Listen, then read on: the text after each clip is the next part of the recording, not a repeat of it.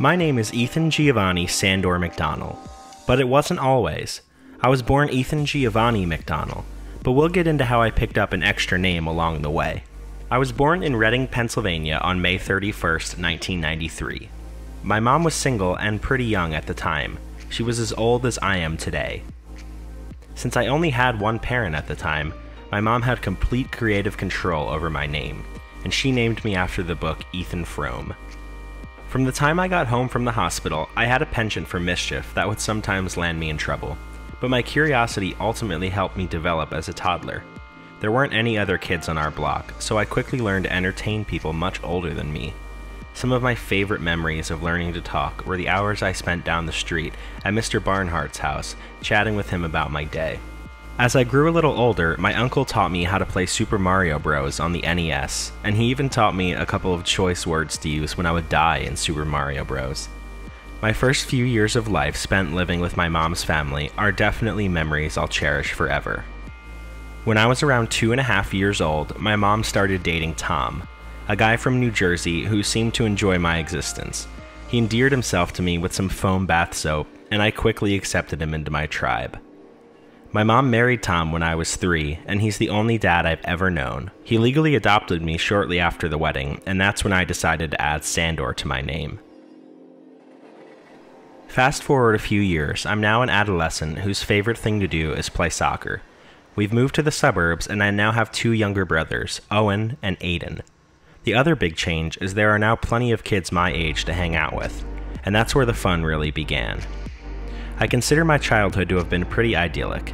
Summer camp, soccer tournaments, neighborhood-wide bouts of capture the flag, snow football, the community pool, and a candy store that still sold penny fish by the brown paper bag. It was awesome. But it was tinged with a bit of an existential dread. I've always been acutely aware of my own mortality. I'll explain. When my youngest brother, Aiden, was 4 years old, he was diagnosed with Duchenne muscular dystrophy. None of us had any idea what that meant, but we certainly learned in a hurry. DMD is the #1 genetic killer of boys worldwide, and there is currently no cure. Aiden has lived most of his life with the ability to walk, but when he was 11, he lost that ability. His wheelchair has become part of his identity, but it doesn't define him, and honestly, he is one of the funniest people I know. His diagnosis changed the way I view the world, and made me a lot more compassionate than I would otherwise be. That compassion fueled an early love for politics. I see politics as a way to help people on a grand scale. As a freshman in high school, I was obsessed with the speeches of then-Senator Barack Obama. I immediately started volunteering every day after school for his campaign. Now, as a 14-year-old, knocking on doors and calling strangers on the phone to find out who they're voting for, it was a little intimidating at first. But the people I met through the campaign inspired me to keep at it. During this time, I was also transitioning my interest in sports to a new outlet, which was coaching Special Olympics. Bad coaches and a broken hip ultimately drove me from organized sports around this time. But as high school continued, my interest in politics would continue to shape who I was, and when it was time to head off to college, that is what I chose to study. My time in college was defined by ups and downs. This was the first time that any mental health issues started to inhibit my day-to-day life.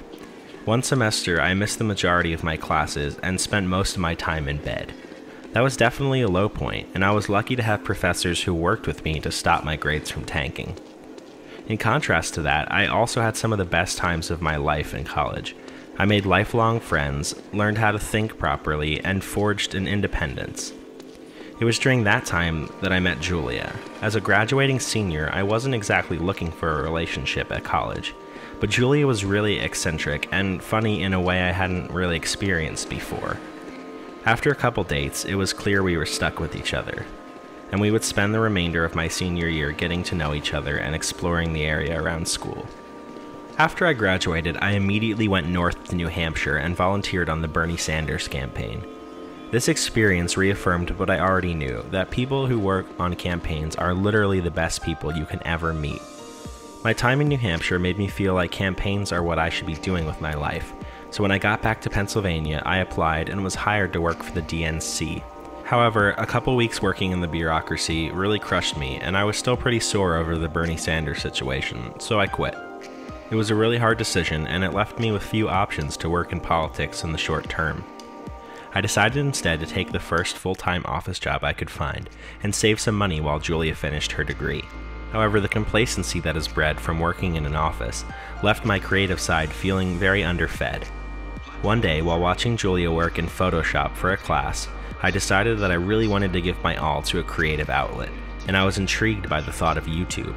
The idea that creators could immediately connect with an audience and a community without any filters or red tape was amazing to me, and I decided to save up some gear to start practicing. I had absolutely no editing or filming experience, so I shot some practice vlogs that didn't make me very happy when I was finished with them. But at a certain point, I started to see progress, and the moment I was done creating a video that satisfied me, I uploaded it and launched this channel. The feeling was amazing, and the sense of community on YouTube is so cool. I can't wait to see what the future holds, and I really look forward to getting to know each other better.